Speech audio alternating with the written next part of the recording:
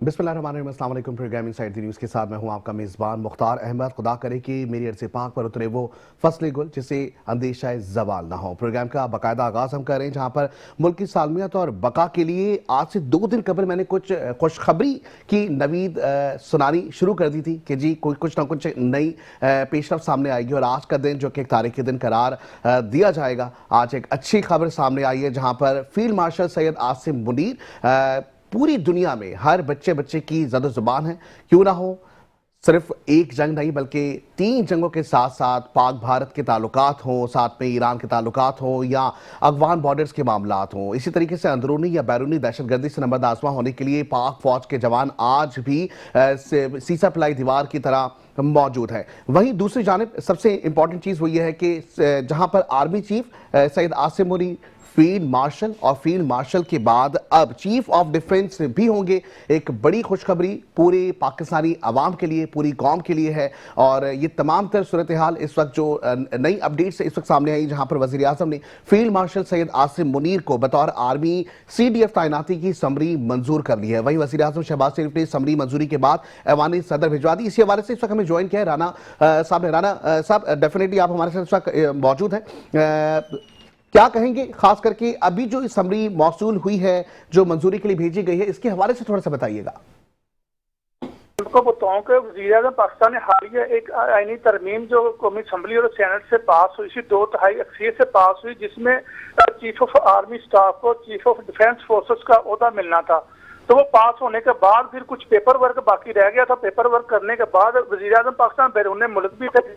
कुछ वज़ीर-ए-आज़म पाकिस्तान ने आते ही इस पर वर्क किया। वर्क करने के बाद आज वज़ीर-ए-आज़म पाकिस्तान ने जो है समरी है वो काबीना से मंजूरी के बाद जो है मुकम्मल तौर पर उसको जांच पड़ताल के बाद कानूनी तकाजे पूरे करते हुए वो उन्होंने ऐवान सदर को रवाना कर दिया। आपको पता है वज़ीर-ए-आज़म पाकिस्तान की एक सिफारशी लेटर लगता है जिसमें उन्होंने अपनी भरपूर तरीके से फील्ड मार्शल सैयद आसिम मुनीर और चीफ ऑफ एयर स्टाफ जो है सईद जहीर बाबर सिद्धू, उनकी मुलाजम मुद्दत जो है वो 2026 को रिटायर हो रहे हैं। उनकी मुलाजम मुद्दत जो है वो भी 2 साल के लिए उसमें भी तोसीक गई है, वो ऐवान सदर को साल कर दी गई है। तो अभी ऐवान सदर को मिलते ही उसका बकायदा तौर पर भी नोटिफिकेशन जो है वो जारी हो जाएगा, जो जिसके बाद पाकिस्तान के पहले जो चीफ ऑफ फोर्स स्टाफ है, चीफ ऑफ डिफेंस फोर्सेस जो है सैयद आसिम मुनीर जो है वो तैनात हो जाएंगे। ये पूरी कौम का के लिए फख्र है, पूरी फौज के लिए फख्र है। Chief of army staff Syed Asim Munir, उन्होंने इंडिया को नाको चने चबाए और पूरी जो फौज का उसकी क़यादत करते हुए पूरी दुनिया में पाक फौज का जो मोराल है वो बुलंद किया है। तो ये इनके लिए बहुत बड़ा एजाज़ है और पाकिस्तानी कौम और पाकिस्तानी फौज के लिए बहुत बड़ी खुशखबरी है। ठीक है, राना मकबूल ये भी बताएगा कि समरी मंजूर करने के लिए भिजवाई गई है, तो क्या इम्कानात हैं कि आज ही वो समरी मंजूर हो जाएगी? कि इस बात की उम्मीद की जा रही है कि अभी से कुछ देर बाद ये बकायदा तौर पर सदर पाकिस्तान इसका बकायदा तौर पर नोटिफिकेशन जारी कर देंगे और दोनों जो सरबराहान हैं वो अपने अपने उहदों पर तैनात हो जाएंगे और पाकिस्तान के पहले जो है chief of defence forces Syed Asim Munir जो है तैनात हो जाएंगे। इसके बाद अगर chief of air staff Zaheer Babar Sidhu की बात की है तो उनकी जो मुलाजमत मुद्दत है वो मार्च 2026 में मुकम्मल होनी है। तो उसके बाद मार्च 2026 के बाद उनकी जो मुलाजमत मुद्दत है 2 साल मजीद बढ़ जाएगी। ठीक है राना मकबूल साहब, अब से कुछ देर कबल भी हमने देखा कि सोशल मीडिया के साथ साथ खास करके टेलीविजन की स्क्रीन पर भी एक नोटिफिकेशन आया था, तो इसके खिलाफ कोई कार्रवाई की जाएगी?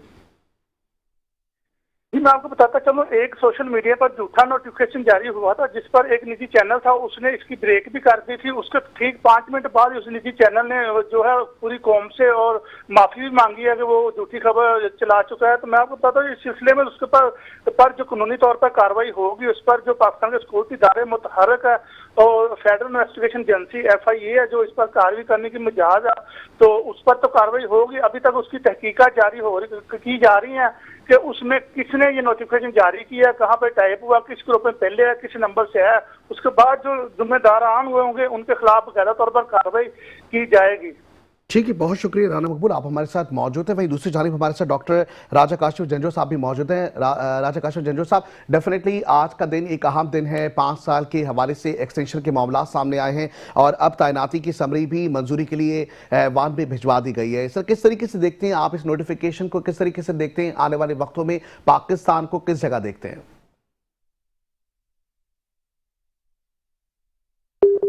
जी डॉक्टर राजा काशिफ जलवा साहब, क्या आप मुझे सुन सकते हैं इस वक्त?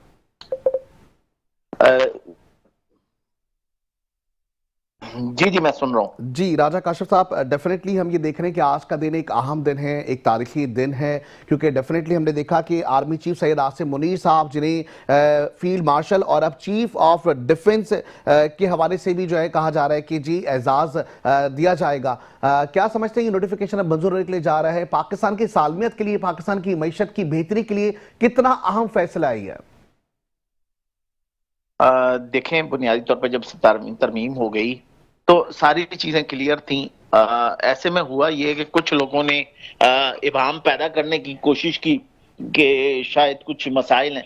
ऐसा कुछ भी मसला नहीं था। अगर मसला होता तो ये चीजें हमारे सामने स्मूथ ना हो जाती। कुछ चीजें होती हैं इंटरनल, यकीनन वो डिस्कस नहीं की जाती, कोई भी मुनासिब नहीं होता बातें की जाए। तो ये जो चीजें हैं ये गैर मुतल्लिका अफराद ने फैलाई थी और कुछ लोग हैं, और इसमें हमारे साफी लोग भी कुछ शामिल होते हैं। जैसे नोटिफिकेशन जाली निकाल देते हैं, फिर ऐसे ही सहाफियों के खिलाफ क्या कार्रवाई होगी, होने जाएगी तो आप कहेंगे जी पीका एट सहाफियों को रगड़ा मार रहा है। और ये जिस तरह के सहाफी हैं, इन्होंने पहले भी ऐसी ही खबरें जाली ब्रेक करने की कोशिश की। देखें, एक ऐसा चैनल जो उठ के कहता है कि जी अलीमा खान की वीडियो एआई से बनी है, तो उसको ये नहीं पता चलता कि ये नोटिफिकेशन भी जाली है। ये एक सोचने की बात है ना कि जब आप चीजों को ही नहीं अंडरस्टैंड कर रहे। और देखें, पाकिस्तान की सालमियत सबसे पहले है और आइडियोलॉजी ऑफ पाकिस्तान बुनियादी तौर पे है ही यही कि पाकिस्तान को आगे बढ़ना है और इस वतन ने इसी तरह चलना है। और कहीं कोई दरार नहीं है, कहीं कोई मसला नहीं है। और पाकिस्तान के खुशहाली के दिन अब शुरू होने वाले हैं और इंशाल्लाह फील्ड मार्शल की जो चीजें ये सब हो जाएंगी स्मूथ। तो हमें बहुत सारी अच्छी चीजें मिलेंगी, क्योंकि बैनुल अक़वामी सरमायाकार और सब भी ये चीज देखते हैं कि पाकिस्तान में जितनी स्टेबिलिटी होगी, जितना अमन होगा, इसके बाद ही होगा। क्योंकि अभी हमने जंग भी देखी, उसके अंदर भी फ्रंट पे कौन था, फौजी थी यकीनन। तो हमें तो इज्जत करनी चाहिए उनकी और चीजों को समझना चाहिए कि ऐसी चीजें ना करें जिनसे दुश्मन फायदा उठाएं। ठीक। और अच्छा, ये यानी कि दुश्मन हमारी सफों में नहीं घुस सकता सिवाय ऐसे लोगों के। बेशक, बिल्कुल राजा साहब, जिस तरीके से हमने देखा कि बड़े बड़े मार्के, बड़े बड़े मैदानों में इंटरनेशनल अगर हम देखें बॉर्डर पार हमने जो है जाके जंग लड़ी, जंग लड़ने के बाद हम जो है वो कामयाबी से हमकिनार हुए। वहीं दूसरी जानिब हम देख रहे हैं कि सियासी मैदान में बड़ी हलचल नजर आ रही है। एक जानिब हम देखते हैं कि जी हुकूमती जो ओपोजिशन में कुछ लोग मौजूद हैं, कुछ हुकूमत में मौजूद हैं, तो डेफिनेटली यहां पर भी हम देखते हैं कि सियासी तौर पर क्या अब आने वाले वक्तों में कुछ इस्तेहकाम नजर आएगा? देखें, एक तो ये कि सियासी इस्तेहकाम मौजूद है। सिर्फ थोड़ी सी चीजें थी, केपी की हुकूमत के मसाइल थे, वो हमारे सामने है। लेकिन वो वजीर आला ने जो अपनी पहली तकरीर की थी, वो उनको लगा कि वो स्टूडेंट लीडर हैं। लेकिन उसके बाद उन्होंने बड़ी मेच्योरिटी से चीजों में गए। एनएफसी अवार्ड, बहुत सारी मीटिंग्स में वो शिरकत कर रहे हैं और हर चीज वो प्रॉपर तरीके से कर रहे हैं और मेरे ख्याल में काफी स्मूथ हो गई है। केपी की हुकूमत इसी तरह चलेगी। सिंध हुकूमत के मसाइल हैं। हुकूमत से मतलब ये कि सियासी लोगों के मसाइल नहीं है। मसाइल ये हैं कि पाकिस्तान में मेंटेनेंस एक मसला है। जैसे कराची में गटर का मसला हुआ तो लोगों को पकड़ा जाने लगा। मसला ये कि जो शख्स भी जिम्मेदार है, मेंटेनेंस डिपार्टमेंट होते हैं, वो चीजें तो उन्होंने देखनी है ना। आप कहेंगे कराची का मेयर बैठ के देखेगा, हाँ मेयर को इंस्ट्रक्शन दे, लेकिन जो सरकारी मुलाजिम बैठे हुए हैं जितने इदारों में, उनकी जिम्मेदारी है कि वो अपने फराइज अंजाम दें। मेंटेनेंस किस जगह पे क्या मसला है, गटर नहीं है, किस जगह पे मैनुअल खराब है, किस जगह पे तार टूटी हुई है, ये सब चीजें देखना किसी सियासी आदमी का काम नहीं है। सरकार के मुख्तलिफ महकमों में KMCO, चाहे बल्दियात का कोई महकमा, उन सब की जिम्मेदारी है। बिजली का काम है तो बिजली का महकमा करेगा। वजीर बिजली तो बैठ के नहीं जाके तारे ठीक करेगा। तो इस चीज को समझने की अल्लाह ताला हमारे लोगों को ये समझ शऊर दे, जितने सरकारी महकमे हैं, चाहे वो सरकारी अस्पताल हो या कोई भी इदारा हो, कि वो अपने काम को काम समझ के करें और मेंटेनेंस को प्रॉपर रखें। तभी सड़कें भी ठीक चलेंगी। सड़क टूट जाती है तो खड्डा हो जाता है, उसकी मेंटेनेंस करना भी तो किसी महकमे का काम है ना, रोड के जो महकमे। तो पाकिस्तान का मसला यही है कि हम अपने फराइज अंजाम नहीं देते। हम गैर जरूरी तौर पे इन चीजों में अटके रहे कि पाकिस्तान में क्या हो रहा है, वजीर आजम क्या कर रहे हैं, फील्ड मार्शल क्या कर रहे हैं। भाई साहब, हर कोई अपनी जगह काम कर रहा है मसला ये है कि एक सरकारी मुलाजिम को चाहिए कि वो अपना काम करे, एक स्टूडेंट को चाहिए कि वो अपनी एजुकेशन पूरी करे। और जब पाकिस्तान में सब लोग अपने अपने काम पे तवज्जो देंगे तो ये मुल्क तरक्की करेगा।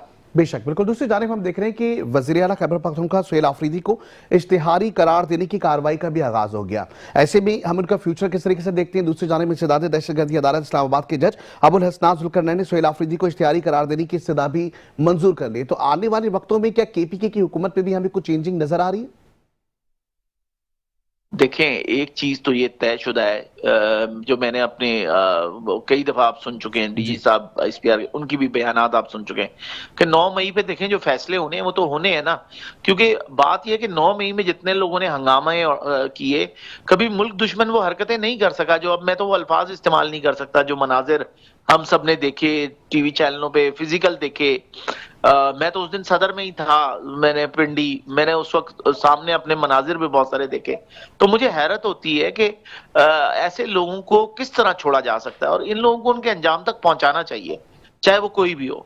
और उसमें लिहाज मेरे ख्याल में ना किया जाए तो बेहतर है, क्योंकि अमन बड़ा जरूरी है। और यही इस्लाम का दर्स है कि कोई भी होगा, उसने अगर गलत किया है, देखिए पाकिस्तान की सालमियत पे जो भी खेलेगा उसको उसके अंजाम तक पहुंचाना चाहिए, चाहे वो वजीर आला हो, चाहे कोई किसी भी ओहदे पे बैठा हो। ठीक है, मतलब मखसूस किसी एक शख्स के लिए नहीं है, बल्कि ये तमाम लोगों के लिए इंफरादी तौर पर है। दूसरी जानिब सेनेटर फैसल वाडा ने वज़ीर आला खैबर पख्तूनख्वा सुहेल आफरीदी की नाअहली की पेशगोई कर दी। गुज़िश्ता रोज नेशनल TV पर उनके कुछ बयानात आए, उस बयानात को तोड़ मरोड़ कर भी पेश किया गया, लेकिन दूसरी जानिब ये देखते हैं कि उनके जो बयानात उसमें काफी तजाद भी नजर आया। कुछ हमें पर्सनल समझने गुफ्तगू सी नजर भी आई है। उस गुफ्तगू को आप किस तरीके से देखते हैं, और अब वो जो नाअहली की पेशगोई कर रहे हैं इसको आप किस तरीके से देखते हैं? देखें, जो आप कह रहे हैं फैसल वाडा साहब के किसी भी बयान पे आप मुझे बताएं कोई बंदा क्या राय दे सकता है? क्योंकि जब 2018 में इलेक्शन हुए, 2018 में चले जाते हैं जो उन्होंने करनी है। तो साबका वजीर आजम इमरान खान साहब की हुकूमत के दौर में भी उन्होंने डेफिनेटली बहुत सी ऐसी बातें की थी, या उनकी जो अगराज़ व मकासद थे उसके मुताबिक वो वजीर आजम वजीर आजम इमरान खान जो साबका रह चुके हैं उनके हवाले से वो बड़े ज़्यादा मुतमईन नजर आते थे, और बहुत सी उन्होंने जो है वो चापलूसियां करते हुए भी दिखाई दिए गए। और इस वक्त हम देख रहे हैं कि जी वो बहुत अगेंस्ट नजर आ रहे हैं। तो ये दोनों बयानात दो वक्तों में 2018 से 2023 तक देख लें, अब 2023 के बाद से हम अगर 2026 तक देख लें तो बड़ा तजाद नजर आ रहा है। देखें, वो भी तो फैसल वाडा भी तो किसी जमाने में PTI का भी हिस्सा रहे ना। अब वो कभी सेनेटर अब यहाँ से आके बन जाते हैं पीपल्स पार्टी से, तो वो बहुत सारे कहीं भी ट्रेवल कर सकते हैं। तो इसलिए उनके बारे में कोई राय देना कहा नहीं जा सकता, क्योंकि मीडिया पे सब देख रहे हैं। और महज हम उनके बयानात को सियासी बयानात समझे? नहीं, उनको आप उनके ही बयानात समझें, वो सियासी या गैर सियासी ना समझें। वो एक उनकी राय है और वो अपनी राय देने में आजाद है। और मेरे ख्याल में हम उस पर तजिया क्या बयान करें कि वो हुकूमती तर्जुमान भी नहीं है कि हम कहें कि उनके ऊपर कोई राय दे सकें। ठीक है। दूसरी जानिब एक और जो मामला सामने आया, विफाकी वज़ीर इत्तलात अता तारड़ साहब की जानिब से आज प्रेस कॉन्फ्रेंस की गई, खास करके जो बानी PTI इमरान खान के लिए जो जेल में इस वक्त मौजूद हैं, और उनके लिए मुलाकात के मामला सामने आ रहे थे जिसमें उनकी बहन जो है वो मौजूद थी, और वहाँ पर भी सियासी गुफ्तगू की गई। आप किस तरीके से इस पॉइंट को देखते हैं कि जी काफ़ी टाइम तक उनको इस चीज़ से रोका गया कि आप जाएं, जाके अपने भाई से मुलाकात करें, लेकिन मामला जो है वो सियासी तौर पर ना हो या सियासी कोई गुफ्तगू ना हो। तो इस तरीके से जब इतने प्रोटोकॉल्स के साथ कोई जाता है और जाके वहाँ पर जेल में गुफ्तगू करता है, तो डेफिनेटली सेहत के हवाले से या पर्सनल अपने बहन भाइयों के हवाले से गुफ्तगू होनी चाहिए। वहाँ पर जो सियासी गुफ्तगू की गई, सर इसको किस तरीके से देखते हैं? नहीं होनी चाहिए थी? अच्छा, देखें, जो है बानी PTI के बारे में बेसिकली तो ये ट्वीट जो थी अफगानिस्तान से निकली, फिर उसके बाद बाकी मीडिया ने उस पर शोर और गुल किया, इंटरनेशनल मीडिया ने, बात जापान तक भी गई, बहुत सारी जगहों से ये हुई। और मैंने भी इंटरनेशनली कई जगहों पे बैठ के कहा कि ये ऐसा कुछ भी नहीं है। यहाँ तक आ गया कि उनका इंतकाल हो गया है, कत्ल हो गया, पता नहीं क्या। लेकिन अभी मुलाकात जब हुई तो मतलब जिंदा सलामती है ना। किसी बहन ने आगे ये तो नहीं कहा कि उनकी जिंदगी को कोई खतरा है या कोई मसला है। हाँ, अब बहनें लाजमी आते, अब वो बीवी आपके सामने मौजूदा वाली किस हालत में है, तो बहनों ने पार्टी टेक ओवर कर ली है, अब ये कह सकते हैं। और अगले इलेक्शन के बाद अगर पीटीआई गवर्नमेंट में आ जाती है तो हो सकता है हलीमा खान वजीर आजम भी हो सकती हैं। आप ये मतलब सब कुछ प्रेडिक्शन हो दे सकता रहे है हैं पाकिस्तान में। राजा साहब, ये प्रेडिक्शन दे रहे हैं, बड़ी स्ट्रांग प्रेडिक्शन आप दे रही हैं। नहीं, ऐसा है, ऐसी बहुत और आप सारी कह रहे हैं जगहों वजीर पे ये आजम कहा बन जा रहा सकती है। हैं, क्या ऐसा होने जा रहा है? जी जी बिल्कुल। ऐसा हो सकता है कि जब बहुत सारी चीजें होती हैं, इतना मेरे ख्याल में कहना काफी है कि वो मुस्तकबिल की उम्मीदवार हैं वजीर आजम की। ठीक है, लेकिन एक जानिब तो हम ये देख रहे हैं कि पीटीआई की जमात को जो है वो दीवार से लगाने की कोशिश की जा रही, ऐसे बयान पीटीआई की जानिब से आते हैं, तो क्या ऐसा कुछ है या अफवाह तफहीम से मामलात आगे चलते हुए हल दिखाई दे रहे हैं? देखें अलीमा, आपको क्या लगता है कि जो केपी के वजीर आला आए हैं वो किनका इंतखाब है? वो अलीमा का इंतखाब है ना। अगर हम डायरेक्ट ना कहें, मेरी जाती राय है, जरूरी नहीं है कि ऐसा हो, लेकिन मुझे लगता है कि ये उनके ही इंतखाब हैं और इसलिए वो जिस तरह चलेंगे वो अलीमा के मुताबिक, और आने वाले दिनों में पार्टी में अलीमा खान की गिरफ्त बढ़ती चली जाएगी। और अगर जून तक इमरान खान इसी तरह रहे 2-4 महीने मजीद, तो आप अलीमा खान को ही लीड करते हुए देखेंगे फिर मुकम्मल तौर पे पार्टी में। ठीक है, दूसरी जानिब जो आज के दिन की अहम पेशरफ सामने आई है, अगर इस चीज को देखें, 5 साल के लिए तैनाती का ये मामला सामने आया है, ऐसे में पीटीआई जमात क्या हमें आने वाले वक्तों में अगले 5 सालों में दिखाई दे रही है? या देखे, पीटीआई तो दिखाई दे रही है, इमरान खान दिखाई नहीं दे रहे।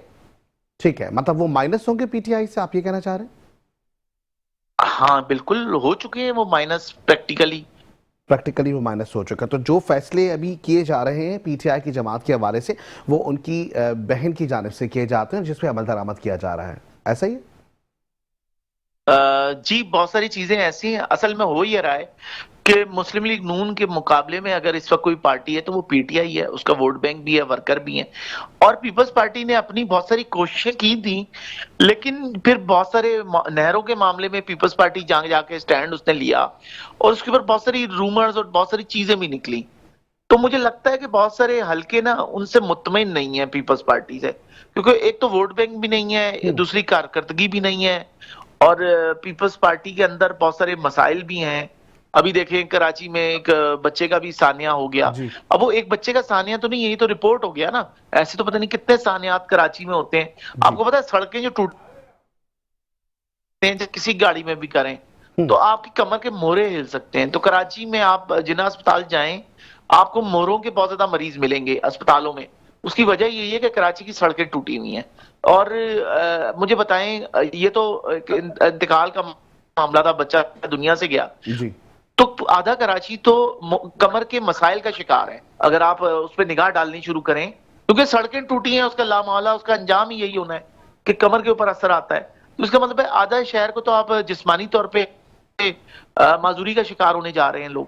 तो ये बड़ा खौफनाक सिचुएशन है। मेयरशिप को चेंज नहीं होना चाहिए, क्योंकि पीपल्स पार्टी में हम ये देख रहे हैं कि जी मेरे कराची मुर्तज़ा वहाब गुज़िश्ता रोज अपनी गलती पर खास करके नादिम भी थे, और इसके साथ साथ उन्होंने अपनी गलतियों का एतराफ़ करते हुए माफ़ी भी मांगी है। ऐसे में क्या माफ़ी तलाफ़ी करने के बाद आवाम के मसाइल हल हो जाएंगे, या डेफिनेटली हमें एक नई सिमत की जानिब गामज़न होना पड़ेगा? देखें, एक चीज को समझने की जरूरत है कि माफी अल्फाज यकीनन है, लेकिन माफी के बाद किरदार जहां उनका इख्तियार है, क्या वो ये मेंटेनेंस करा सकेंगे? तमाम महकमों को कह सकते हैं कि आप मेंटेनेंस करें, और उनकी हुकूमत है, वो अफसर के तौर पे कारकर्दगी महकमों की चेक कर सकते हैं, ये तो वो कर सकते हैं। और बाकी सरकारी मुलाजमीन को ठीक करना मेरे ख्याल में पाकिस्तान में तो मुमकिन नहीं है। साउथ एशिया के जितने भी हमारे मुल्क हैं, सब के सरकारी मुलाजमों के हालात एक ही हैं, और बल्कि सरकारी क्या निजी हो। मैं तो अपनी बात भी करता हूं कि हम भी 100% ठीक नहीं है।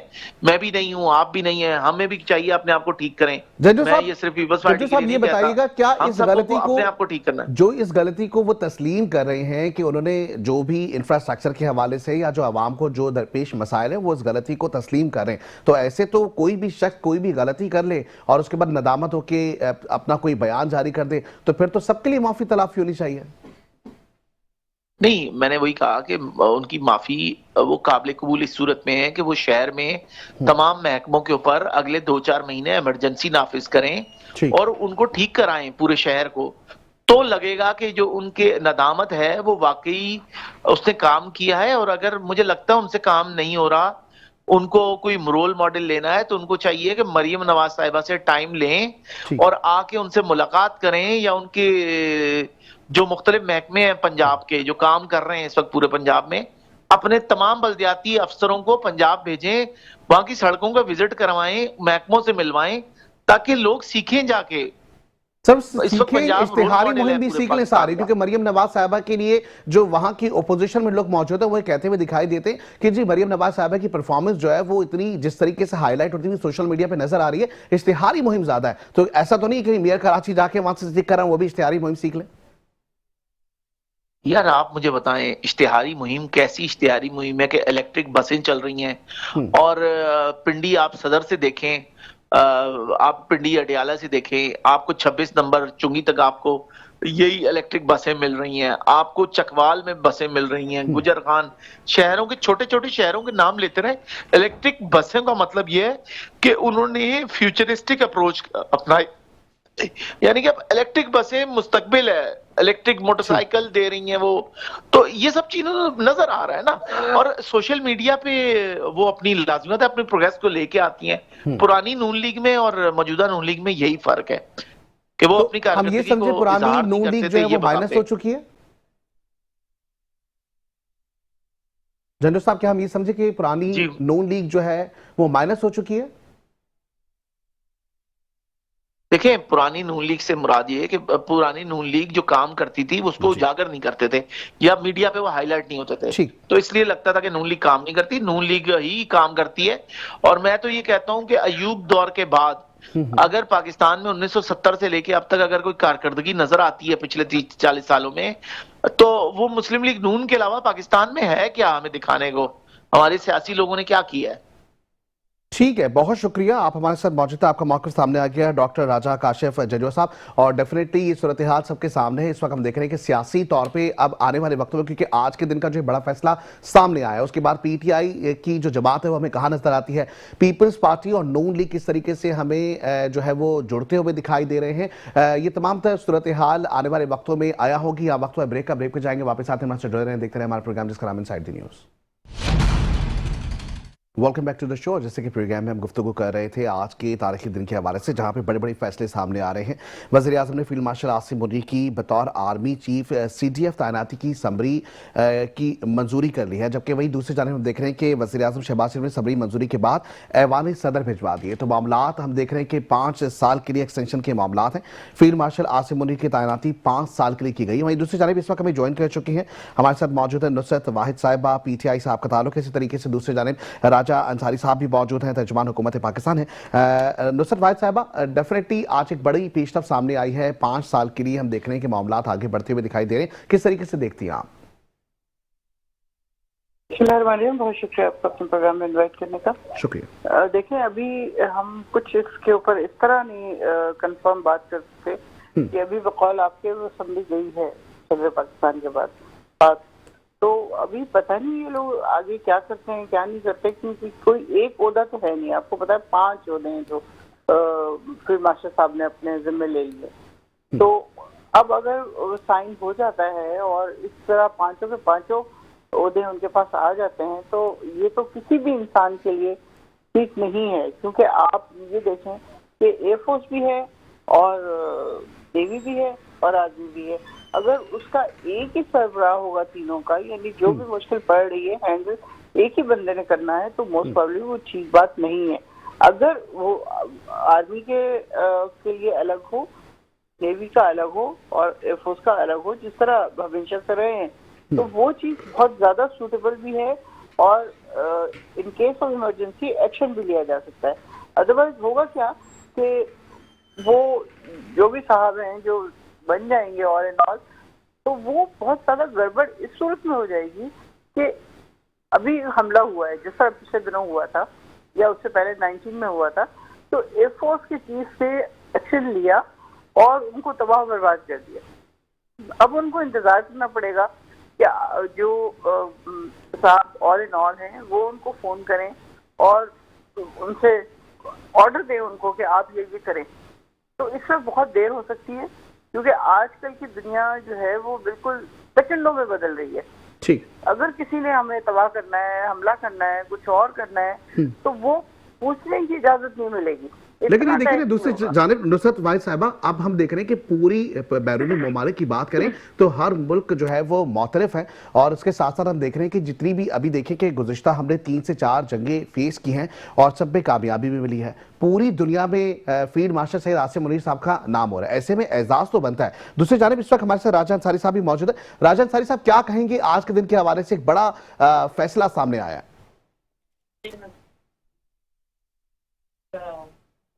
जी राजा साहब।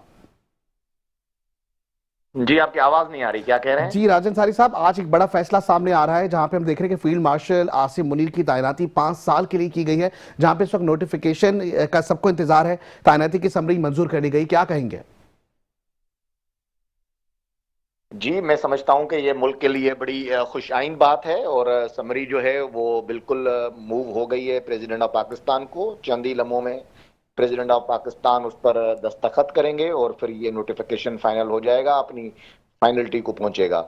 मैं समझता हूं कि चीफ ऑफ डिफेंस फोर्सेस का जो ओहदा है ये वक्त की अहम ज़रूरत है। पूरी दुनिया में जो अफवाज जिस तरह उसके अंदर जिद्दत आ रही है और काम करने की सलाहियतों को बढ़ाने के लिए पूरी दुनिया के जो तरक्की याफ्ता ममालिक हैं वो अपनी अपनी अफवाज में बड़ी रिफॉर्म्स कर रहे हैं। उस हवाले से पाकिस्तान को भी दुनिया के साथ चलना है और पाकिस्तान ने ये महसूस किया, अभी हाल ही में पाकिस्तान इंडिया कॉन्फ्लिक्ट जो था 4 दिन का, उसमें यह महसूस किया गया कि एक मरबूत निज़ाम होना चाहिए जो तमाम अफवाज को, वो एयरफोर्स हो, नेवी हो, आर्मी हो, उसको आपस में जोड़े और एक सेंट्रल कमांड की ज़रूरत महसूस की गई, जिसके ऊपर फिर ये फैसला हुआ कि joint chief of staff committee का जो ओहदा है वो ख़त्म करके और चीफ ऑफ डिफेंस फोर्सेस के ओहदे को तकवीत दी जाए और ये एक नया ओहदा क्रिएट किया जाए और जो भी आर्मी चीफ होगा बैक वक्त वो चीफ ऑफ डिफेंस फोर्सेस भी होगा। और मैं इसमें जरूर ये क्लियर कर दूं, अभी नुसरत वाहिद साहबा की अंडरस्टैंडिंग इसमें नहीं है शायद, कि एयरफोर्स चीफ और नेवल चीफ भी रहेंगे, आर्मी चीफ भी रहेंगे और वो जिस तरह से काम करते आए हैं उनको कोई काम में डिस्टर्बेंस नहीं होगी। ये सिर्फ और सिर्फ तमाम अफवाज को एयरफोर्स, नेवी, आर्मी के जो कोऑर्डिनेशन है आपस में और एक सेंट्रल कमांड के तौर पे चीफ ऑफ डिफेंस फोर्सेस का जो है उस ओहदे को वक्त की अहम जरूरत समझा गया। और दुनिया के अंदर जिस तरह तमाम ममालिक की अफवाज होती हैं उसमें वो रिफॉर्म्स लाती हैं, पाकिस्तान की अफवाज में भी हम रिफॉर्म्स लेके आए हैं और इसमें किसी का कोई वो नहीं है कि किसी ओहदे को खत्म कर दिया जाएगा या नेवल चीफ नहीं होगा या एयर चीफ। अभी पाकिस्तान की एयरफोर्स के जो चीफ हैं हमारे सिद्धू साहब, उनको भी हम मार्च 2026 में उनका जो टेन्योर 5 साल का पूरा होगा तो उनको हम 2 साल की मजीद तोसी दे रहे हैं ताकि अभी जो एयरफोर्स ने जिस तरह कमाल की परफॉर्मेंस दी है तो उस लीडरशिप को कंटिन्यू कर सकें और आने वाले खतरात को भी उसका भी सामना किया जा सके। ठीक है। दूसरी जानिब हम देख रहे हैं कि एक जानिब तो ये बड़ा फैसला सामने आया, लेकिन दूसरी जानिब मुलाकातों के मामला सामने आ रहे थे। डेफिनेटली हमने देखा कि गुज़िश्ता 1 हफ्ते से बानी पीटीआई के हवाले से मुलाकातों के मामला थे जहां पे बताया जा रहा था कि खुदा न खास्ता कि उनकी तबीयत ख़राब है, या ये भी बताया जा रहा था कि खुदा न खास्ता कि वो इस वक्त इस दुनिया में नहीं रहे, अफगानिस्तान और उसके अलावा दूसरी जगह से ट्वीट आया, फिर उसके बाद ही मुलाकातों का सिलसिला हुआ।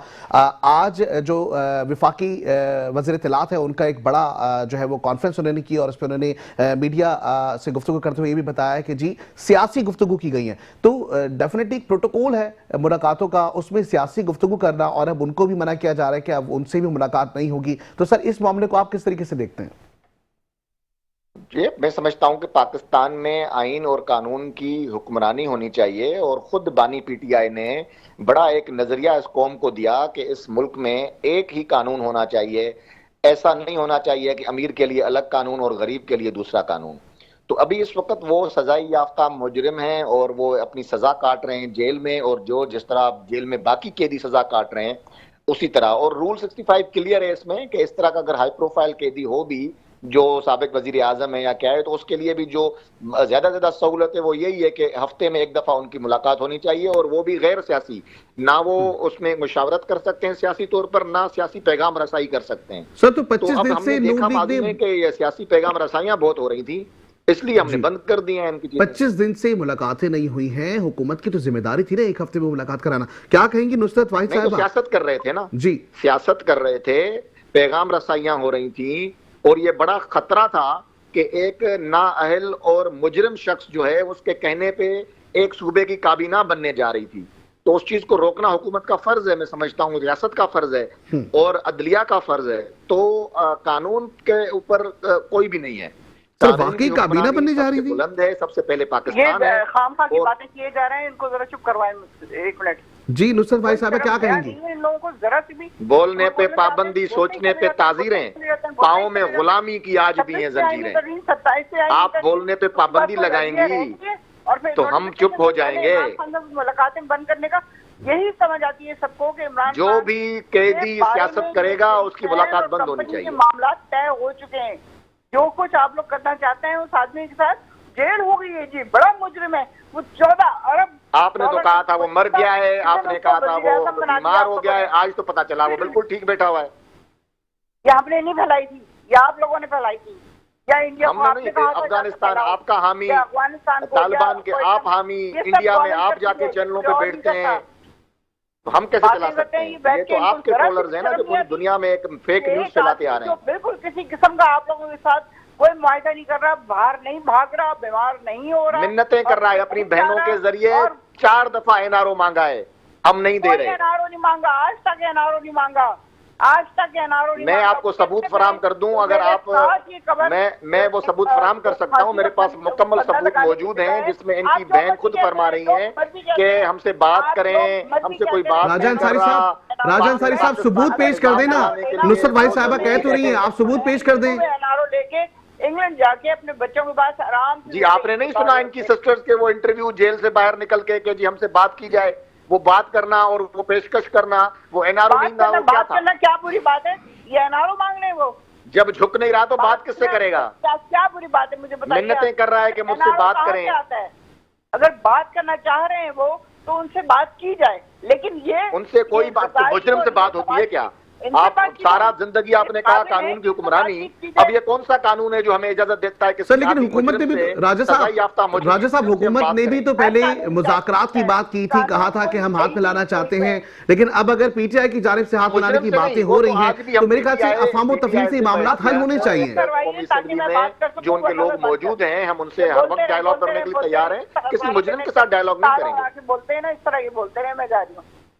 नहीं नुसरत भाई साहबा, ये तो डेफिनेटली देखिए कि जहां पे पहले आप लोगों के साथ मुज़ाकरात की बातचीत की जा रही थी कि आप आ जाएं, टेबल पे बैठ जाएं, पीटीआई की जानिब से एक वाज़े मौक़िफ़ सामने आ रहा था कि जी हमें हुकूमत के साथ नहीं बैठना। अब अगर आपकी जमात की तरफ से ये कहा जा रहा है कि जी बैठना चाहिए, तो ऐसे में तो हमें लगता है कि एक अच्छे माशरे में, और अगर सियासी जो मामलात है उसको अगर हमें हल करना है, या जो सियासी मामलात में एक हम देख रहे हैं तनाव नजर आ रहा है उसको कम करना है, तो दोनों तरफ से मेरे ख्याल से बैलेंस होना बहुत ज्यादा जरूरी है। लेकिन अब जो मामला हुकूमत की जानिब से होता है जी, बैलेंस वहां पे होता है जहां पे बैलेंस पोजीशन हो। यहाँ ये जबरन आए हुए हैं, इन्होंने हमारी सारी सीटें उठा के गायब कर ली हैं, 17 सीटों वालों को हुक्मरान बना दिया है, फिर हमारे जितने एमएनए थे उनको नाअहल करके सीटें इन्होंने ले ली, उसके बाद हमारी रिजर्व सीटें हथिया ली।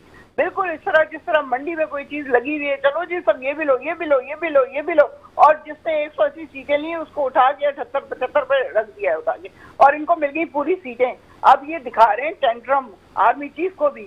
आप देखिएगा ये जो नोटिफिकेशन और फला फला की चीजें निकल रही है ना, ये असल में क्या हो रहा है? असल में मुआहदा ये हो रहा है कि इसको, ये फितना है, इसको खत्म करो, ये सबसे बड़ी इनकी चीज है। ठीक, अच्छा, ये गुज़िश्ता एक प्रोग्राम में भी राजा साहब आपने ये बात कही थी कि ये जो जमात है, ये फितना जमात है, इनको जो है वो दीवार से लगाना चाहिए। तो क्या अब जो पॉलिसी सामने आ रही हुकूमत की, ये पॉलिसी है कि पीटीआई को बिल्कुल साइड पे लगा दिया जाए? डिले किया है, इसीलिए डिले किया है। ये सारी एक्सटेंशन में जो डिले हो रहा है वो हो ही इसलिए रहा है कि इसको इमरान खान को बंद कर दो, इससे किसी की बातचीत ना हो, किसी से मुलाकात ना हो, और उसके बाद कंपनी और ये शरीफैन मिलके उनके साथ कुछ मामला तय करें, और उसके बाद इमरान खान तो है ही फितना, उसको तो खत्म कर दिया जाए। जब तक वो खत्म नहीं होगा, इनकी पता नहीं कौन सी गुड्डी है जो चढ़ने से रह गई है, सब कुछ तो मिल गया है इनको। ठीक है, लेकिन दूसरी जानिब ये देखें कि आपकी दौरे हुकूमत में भी नुसरत भाई साहबा एक्सटेंशन के मामला सामने आए थे जिसपे अपोजिशन की जानिब से बड़ी बातें की जा रही थी, और अगर आज भी कुछ एक्सटेंशन के मामला सामने आते हैं तो इसे खुश असलूबी से एक्सेप्ट करना चाहिए। इस तरह की सिचुएशन नहीं थी। हम लोग इलेक्टेड लोग लोग थे जो बैठे हुए थे वहां पे और एक्सटेंशन देना नहीं चाहते थे, लेकिन बाजवा साहब जो इंतहाई डिप्लोमेटिक आदमी थे, जो ऊपर से कुछ और अंदर से कुछ, वो तो हमारी जड़ें 19 से काटना शुरू हो गए थे जब वो शहबाज शरीफ को मैसेज करते थे कि आओ तुम लोगों को हुकूमत दें, और ये डिग्गी में बैठ के चले जाते थे। ठीक है, आज आपकी जमात ये कह रही है पीटीआई की जी बाजवा साहब डिप्लोमेटिक बंदे थे। सर क्या कहेंगे राजा साहब कि डेफिनेटली पिछले अदवार में भी हमने देखा जब पीटीआई की हुकूमत थी तो एक्सटेंशन के मामला सामने आए, आपकी जानिब से जो है वो डेफिनेटली बहुत कुछ कहा जा रहा था। जी राजा साहब, आप मुझे सुन सकते हैं इस वक्त? जी राजा अंसारी साहब, आप मुझे सुन सकते हैं? डेफिनेटली मुझे लगता है कि कुछ टेक्निकल इश्यूज हैं, लेकिन डेफिनेटली जो एक बात सामने आती हुई यही आती है कि जी अगर हमें मामलात को हल करना है तो अफवाह तफहीम से करना होगा, तमाम सियासी जमातों के साथ बैठकर बातचीत करनी होगी, और ये तमाम तर सूरत हाल अगर हम देखें तो हुकूमत की जानिब से ये पैगामात बहुत बार इरसाल किए गए, बहुत बार कहा गया, उस वक्त तो पीटीआई जमात ने बिल्कुल ही एक किनारा कशी कर ली थी, लेकिन डेफिनेटली अब की जो बात सामने आ रही है, राजा साहब क्या कहेंगे कि क्या अब आने वाले वक्तों में भी क्योंकि जाहिर अब एक्सटेंशन के मामला भी सामने आ रहे, तो क्या हुकूमत की जानिब से दोबारा से मुज़ाकरात की पेशकश की जाएगी? देखें, मैं पहले भी अर्ज करूं कि हमने जो मुज़ाकरात की बात है, जहां तक जी हम सियासी जमात से मुज़ाकरात जरूर करेंगे, जो लोग कौमी असेंबली में मौजूद हैं उनसे जरूर मुलाकात होगी, बात होगी उनसे, लेकिन किसी मुजरिम के साथ बात नहीं होगी।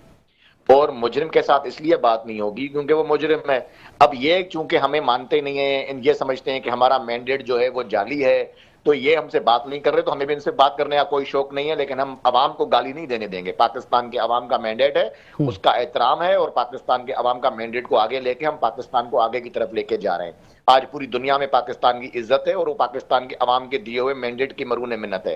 तो पाकिस्तान के अवाम को गाली किसी को नहीं देने देंगे। जो पाकिस्तान के अवाम को गाली देगा, जो पाकिस्तान को कोई सस्ती चीज समझ के उस पे हमलावर होगा, उनके साथ बड़ी जबरदस्त तरीके से ताकत के साथ निपटेंगे, और वो ये ना समझे कि वो पाकिस्तान से दुश्मनी करके पाकिस्तान के इदारों से बच जाएंगे। उन्हें किसी सूरत में नहीं बख्शा जाएगा।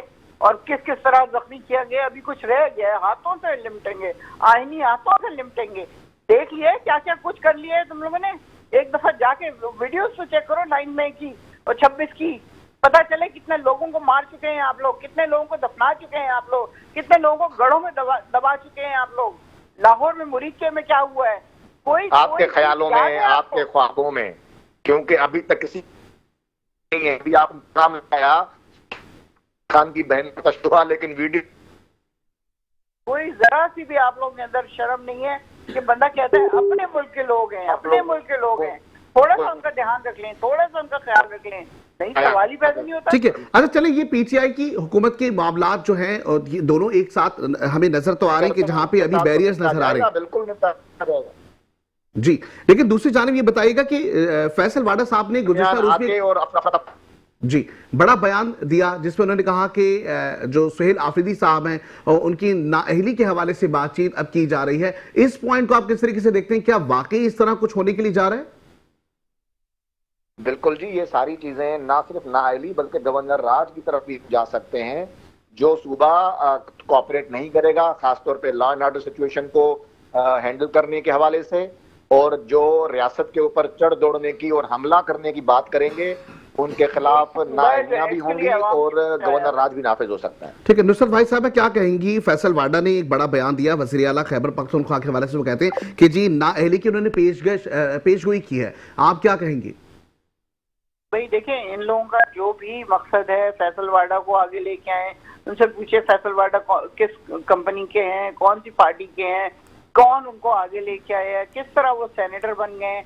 वो खड़े होकर पता नहीं क्या क्या बातें करना शुरू हो जाते हैं कि जी फैसल करीम कुंडली को तब्दील किए जाने का इम्कान है, नए गवर्नर आ जाएंगे, साबिक फौजी अफसरान और सियासी शख्सियात के नाम ज़ेरे गौर हैं। ये मतलब ये क्या, ये वो तो हमारा गवर्नर, तो हमारा वज़ीर आला तो कहता है तुम कल चेंज करो, आज चेंज कर दो, हमें फर्क ही नहीं पड़ता। वो किसी ओहदे के लिए उसके लिए नहीं आए, वो हमेशा से वो पीटीआई के साथ सिंसियर हैं और पीटीआई के लिए काम कर रहे हैं। इन लोगों ने जो भी बातें करनी है, जाहिर है वो टाउट है फैसल वाडा साहब, उन्होंने ऐसे इसी किस्म की बातें करनी है। वो किस उस हैसियत से इस तरह की बातें कर लेते हैं? उनको किसने बनाया? अवाम के कौन से वोट से आए थे? लेकिन देखिए 2018 में फैसल वाडा की बात करें तो वो फिर पीटीआई के टाउट थे, क्योंकि डेफिनेटली वो पीटीआई के हवाले से, मानी पीटीआई इमरान खान के हवाले से, या वो इलेक्शन लड़के आए थे जी, वो पीटीआई में इलेक्शन लड़के आए थे, वो टाउट नहीं थे उस वक्त। ठीक, तो आप ये कह रहे हैं उसके बाद जो है वो टाउट बन चुके हैं, किसी और चीज में है वो, अब बस सेनेटर बन गए जी, और सेनेटर बन गए तो रोजाना उन्होंने उसे, वही हजरत अली का कौल है ना, जिससे एहसान करो उससे डरो। उससे पहले कौन जानता था फैसल वाडा को? उससे इसी किस्म की हरकतें करनी है, इसी किस्म की बातें करनी है। ठीक है, चलिए डेफिनेटली हम ये देख रहे हैं कि अब जिस तरीके से मामला सामने आ रहे हैं, जहां पे मुलाकातों के मामला हैं, अब ये हमें बताएं कि खास करके एक जानिब हुकूमत है, एक जानिब पीटीआई जमात है, आने वाले वक्तों में क्या आप लोग भी मुज़ाकरात के लिए चाहते हैं कि पेशकश की जाए, आगे बातचीत बढ़ाई जाए ताकि सियासी मामला हल हो सके? देखिए, हम हमेशा से यही बात कर रहे हैं, हमने मुज़ाकरात करने हैं, लेकिन इनसे नहीं करने। जब एक दफा हुआ था कि इनसे मुलाकात की जाए तो ये पूरे उसमें असेंबली में हर जगह एनआरओ मांग रहे हैं, एनआरओ मांग रहे हैं, हालांकि कोई भी बातचीत शुरू भी नहीं हुई थी। क्योंकि ये खुद एनआरओ मांगते हैं ना, इसलिए इनको हर वक्त ये होता है कि ओ कि ऐसा कैसे एक आदमी आ गया है जो 2 साल 80 दिन हो गए हैं उसको जेल के अंदर, और वो एनआरओ नहीं मांग रहा है, ना वो बीमार पड़ रहे हैं, ना वो हॉस्पिटल जा रहे हैं, ना बाहर कोई इलाज की उसको जरूरत है, ना उसके प्लेटलेट्स गिर रहे हैं। तो इनको हर हिसाब से उसको गिराना है, जो मर्जी हो जाए। चाहते हैं कि किसी न किसी तरह उसको गिरा दिया जाए, उसको तबाह बर्बाद कर दिया जाए। जब खुदा ना खास्ता मेरे मुंह में खास अगर कुछ खान साहब को हो जाता है तो फिर इनको समझ आएगी पाकिस्तान की तरह नहीं होगा।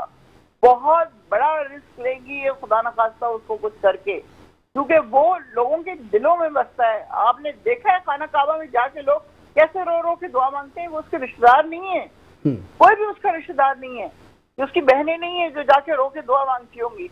मैं रोजाना 4 नफल हाजत के पढ़ती हूँ उस आदमी के लिए कि अल्लाह पाक हिफाजत में रखना उनको।